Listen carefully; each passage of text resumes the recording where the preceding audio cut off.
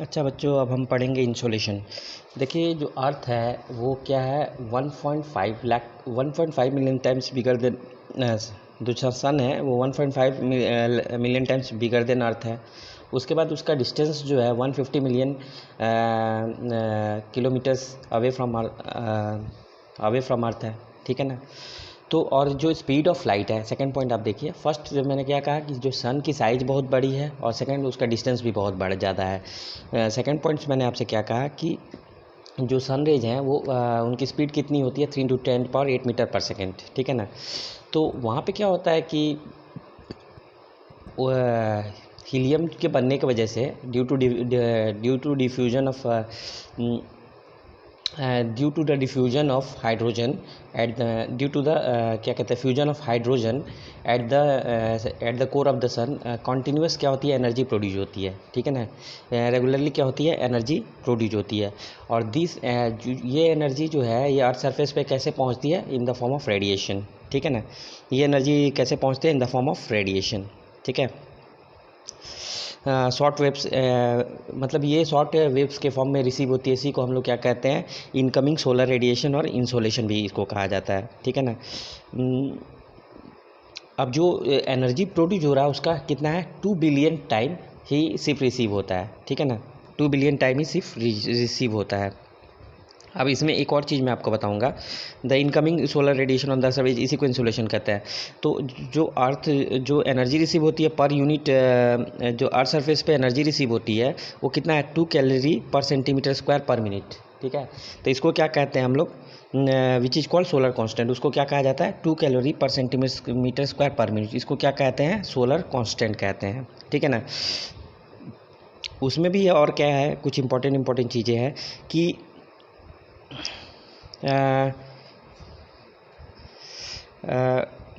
अब देखिए, ये जो किसी भी जगह पे द अमाउंट ऑफ इंसुलेशन जो किसी जगह पे रिसीव होती है वो 3 फैक्टर पे डिपेंड करती है। क्या क्या 3 फैक्टर हैं वो। फैक्टर जो है वो, एक तो रोटेशन ऑफ द अर्थ है, ठीक है, एक एंगल ऑफ सनरेज है, लेंथ ऑफ द डे है, और ट्रांसपेरेंसी ऑफ द एटमॉस्फेयर, ठीक है ना। इन 3 फैक्टर्स पे क्या है, जो इंसुलेशन है वो डिपेंड करती है। The earth rotates on its axis which makes an angle of 66.5 degree with the plane, ठीक है ना। The rotation of the earth on this inclined axis has a great influence on the amount of insulation received, ठीक है। Angle of incident पे depend करता है। Third क्या है important factor, duration of day पे, जहाँ डे ज़्यादा लंबा होगा वहाँ इंसुलेशन ज़्यादा रिसीव होगा। ट्रांसपेरेंसी, जहाँ एटमॉस्फेयर की ज़्यादा होगी वहाँ क्या होगा, depend upon the cloud cover and thickness, dust particle इतना दे रिफ्लेक्ट, एब्जॉर्ब और transmit insolation. Thick cloud hinders the solar interaction to reach the earth surface. Similarly water vapour absorb solar radiation resulting in less amount of insolation, ठीक है ना। तो ये सब बहुत सारे रीजन्स होते हैं जिस वजह से वो करता है। Red colour of the rising and the setting sun and the blue colour of the sky, क्यों, किस वजह से, स्कैटरिंग ऑफ लाइट की वजह से है, ठीक है। तो ये कुछ इंपॉर्टेंट फैक्टर्स हैं। अब देखिए, reason in variation of temperature क्या क्या है। Reason in variation of temperature जगह जगह पे क्यों है। एक तो लैटिट्यूडनल डिस्टर्बेंस, ठीक है ना।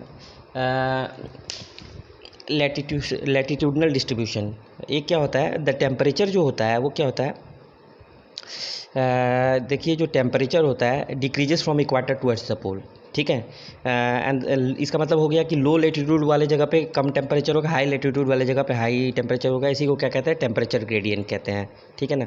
एक तो लेटीट्यूडनल डिस्ट्रीब्यूशन आप समझिए, मतलब टेम्परेचर जो होता है डिक्रीज करता है इक्वेटर से पोल की तरफ, ठीक है। मतलब लो लेटीट्यूड पे ज़्यादा टेम्परेचर होगा, हायर लेटीट्यूड पे कम टेम्परेचर होगा। इसी को क्या कहते हैं हम लोग, टेम्परेचर ग्रेडियंट कहते हैं। अब देखिए, जो टेम्परेचर 45 डिग्री पे होता है वो कितना होता है, 45 डिग्री लेटीट्यूड पे 75% ऑफ द इक्वेटर, और ट्रॉपिक्स ऑफ कैंसर और कैप्रिकन पे जो होता है वो कितना होता है, 50% ऑफ द इक्वेटर, और पोल्स पे 40% ऑफ द इक्वेटर, ठीक है। तो इस तरह हो गया लेटीट्यूडनल डिस्ट्रीब्यूशन। अब देखिए क्या है, ऑल्टीट्यूडनल डिस्ट्रीब्यूशन देखते हैं। ऑल्टीट्यूड, देखो टेम्परेचर जो है डिक्रीजेस विथ इंक्रीजिंग हाइट।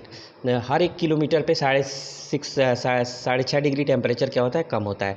इस वजह से क्या होगा कि कुछ माउंटेन्स हैं, जैसे कि कौन सा माउंटेन्स है, माउंट किलिमंजारो आप देख लीजिए, वो क्या है, इक्वेटर पे लोकेटेड है, लेकिन अपने हाइट की वजह से क्या है, उस पर आइसबर्ग रहता है, ठीक है ना, इज कवर्ड विथ आइस, ठीक है ना। किलिमंजारो कवर्ड विथ आइस है। अब देखिए तीसरा मैंने क्या बताया, nature of land and water. इस पर भी क्या होता है, reason for variation of temperature हम डिस्कस कर रहे हैं। पहले तो हमने क्या लैटिट्यूड डिस्कस कर लिया, उसके बाद ऑल्टीट्यूड डिस्कस कर लिया। अब क्या करेंगे, nature of land and water. देखिए जो लैंड होता है वो वाटर से पहले जल्दी गर्म भी होता है, जल्दी ठंडा भी होता है, ठीक है ना।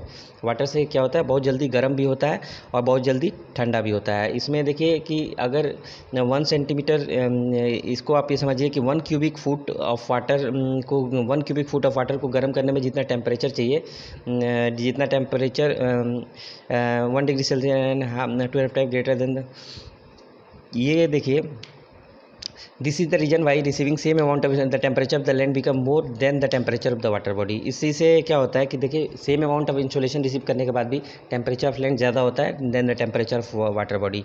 इसको ऐसे कैलकुलेट किया गया है कि 1 cubic foot of water 1 degree Celsius में जितना टेम्परेचर की is 2.5 times greater than the heat required for equal volume of land, ठीक है। 1 क्यूबिक फुट ऑफ वाटर मतलब 1 क्यूबिक फुट ऑफ वाटर को 1 डिग्री सेल्सियस टेम्परेचर इंक्रीज करने के लिए heat required to raise the temperature 1 cubic foot of water 1 is 2.5 times more than the same amount of land, ठीक है। ये हो गया आपका ओशन करंट। देखिए थर्ड फोर्थ नंबर क्या ओशन करंट का, आप इससे इस बात से समझिए। ओशन करंट का बहुत ईजी एक चीज़ मैं आपको बता देता हूँ कि ओशन करंट क्या होता है। ओशन करंट बहुत मस्त चीज़ है। देखिए ओशन करंट में आप इस चीज़ का ध्यान रखिए कि ओशन करंट क्या होता है कि जो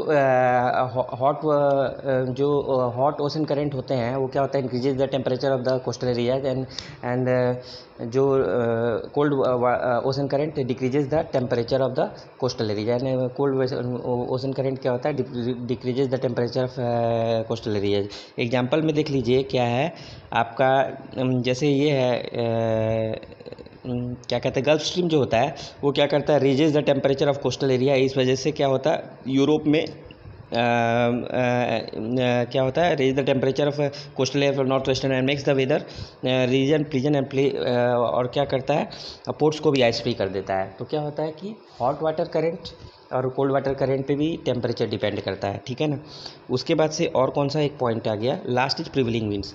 देखो प्रिवलिंग हॉट विंड्स जो है increases the temperature of the area and cold wind decreases the temperature of area. जैसे मिंस्ट्रल क्या होता है, brings temperature France below freezing point, और वहीं चिनूक जो है raises the temperature in USA, ठीक है ना। तो अभी मैंने क्या बताया कि आपको देखिए अभी 2 इम्पॉर्टेंट मैंने टॉपिक कवर करा है। एक तो मैंने इंसोलेशन कवर करा है। इंसोलेशन में मैंने एक बार वापस इसको रिवाइज करा देता हूँ, बहुत इंपॉर्टेंट टॉपिक है इसलिए। इंसोलेशन मतलब क्या होता है, इंसुलेशन मतलब आप ये समझिए कि सबसे पहले मैंने बताया कि जो सन है वो 1.5 मिलियन टाइम्स बिगर देन अर्थ है और वो 150 मिलियन किलोमीटर अवे फ्रॉम अर्थ है, ठीक है ना। और जो सन रेज होती हैं वो 3 to 10 पावर 8 मीटर पर सेकेंड पे अर्थ सर्फेस पे पहुंचती है। 3 to 10 पावर 8 मीटर पर सेकेंड की स्पीड से अर्थ पे पहुंचती है। उसमें और एक और इम्पॉर्टेंट पॉइंट आपको बता देता हूँ मैं कि 3 to 10 ये जो सनरेज आती हैं तो द अमाउंट ऑफ वाटर जो रिसीव होती है, देखिए 3 to 10 पावर 8 मीटर किलोमीटर पर सेकंड से अर्थ पे पहुंचती है। जो और क्या होता है कि सॉरी हीलियम जो है, हीलियम का प्रोडक्शन कैसे होता है, due to fusion of continuous energy produce होती रहती है। हीलियम के प्रोडक्शन की वजह से due to fusion of hydrogen at the core of sun continuous energy is produce. This energy is radiated to the earth. ये एनर्जी अर्थ पे कैसे पहुंचती है, this energy is radiated to the earth surface पे ये energy कैसे पहुंचती है, in the form of this energy is radiated to the earth surface पे ये कैसे पहुंचती है, क्या इसको कहते हैं ना, energy is in the form of radiations, ठीक है ना। और ये जो एनर्जी पहुंच रही है वो क्या है, द एनर्जी इसी को इंसोलेशन कहते हैं, द इनकमिंग सोलर रेडिएशन, इन्हीं को हम लोग क्या कहते हैं, इंसोलेशन कहते हैं। ये क्या है 2 बिलियंथ टाइम मतलब वो बहुत कम है, 0.0005% of the total energy produced, ठीक है ना। यानी मतलब 2 2 बिलियन टाइम ऑफ द उतनी ही एनर्जी यहाँ अर्थ पे पहुँच पा रही है, ठीक है। अब सेकंड नंबर चीज़, और ये किस फैक्टर पे डिपेंड करता है इंसोलेशन, एक तो रोटेशन ऑफ द अर्थ पे इंसोलेशन डिपेंड करता है, angle of the sun rays पे डिपेंड करता है, ड्यूरेशन ऑफ डेज पे डिपेंड करता है।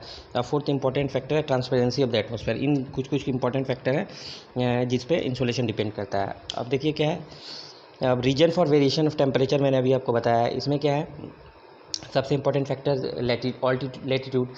इक्वेटर्स पे जो टेम्परेचर होता है वो क्या होता है, temperature decreases from equator towards the pole, temperature increases from equator towards the pole. और इस टेम्परेचर डिफरेंस को हम लोग क्या कहते हैं, टेम्परेचर ग्रेडियंट कहते हैं। ये क्या होता है, टेम्परेचर ग्रेडियंट इसको कहा जाता है। फिर लेटीट्यूड में देखिए क्या है, altitude temperature decreases with increasing height. 6.5 degree Celsius temperature decrease होता है 1 किलोमीटर हाइट में ऊपर जाने से। और इस वजह से क्या होता है, माउंट किलिमंजारो जो है इक्वेटर पे लोकेटेड है लेकिन कवर्ड विथ आइस है, ठीक है। उसके बाद से देखो क्या है, sea and land, nature of the land and water. Land जो है वो जल्दी गर्म भी होता है, ठंडा भी होता है। वाटर क्या है, देर से गर्म और ठंडा होता है। लैंड जो है जल्दी गर्म ठंडा होता है, वाटर जो है, लैंड जो है जल्दी गर्म और ठंडा भी होता है, वाटर क्या है, देर से गर्म और ठंडा होता है। अब देखिए कि 1 डिग्री सेल्सियस टेम्परेचर बढ़ाने के लिए 1 क्यूबिक फुट ऑफ वाटर को जो टेम्परेचर चाहिए इस 2.5 टाइम्स ग्रेटर देन, वो 2.5 गुना ज़्यादा है किसे, than the same amount of land, ठीक है। इसी वजह से क्या होता है, लैंड जल्दी गर्म भी हो जाता है, जल्दी ठंडा भी होता है। अब देखो सी ब्रिज और क्या है, लैंड ब्रिज नहीं, सी ओशन करेंट। देखो हॉट ओशन करेंट क्या होता है, increases the temperature of coastal area, and cold ocean current decreases the temperature, ठीक है ना। हॉट ओशन करेंट क्या करता है, इंक्रीज करता है, और कोल्ड ओशन करेंट क्या करता है, डिक्रीज करता है, ठीक है।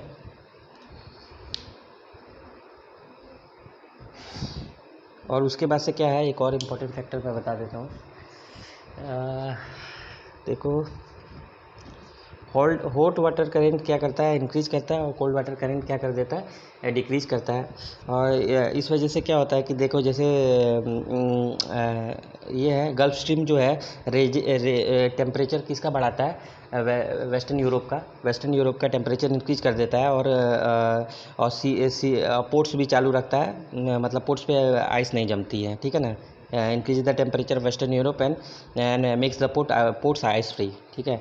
उसके बाद से प्रिवलिंग विंड, देखो hot wind increase the temperature of the area and cold wind decreases the temperature. इसके में और एग्जांपल देखिए क्या है, एग्जांपल में है इसका सबसे पहला number cold wind decrease the temperature. Example इसका बहुत इंपॉर्टेंट एक टू है, ये देखो कि जो मिंस्ट्रल होता है वो मिंस्ट्रल फ्रांस में बहुत ठंडा कर देता है टेम्परेचर को। और चिनूक जो है increases the temperature in USA, Chinook क्या करता है, increases the temperature in USA.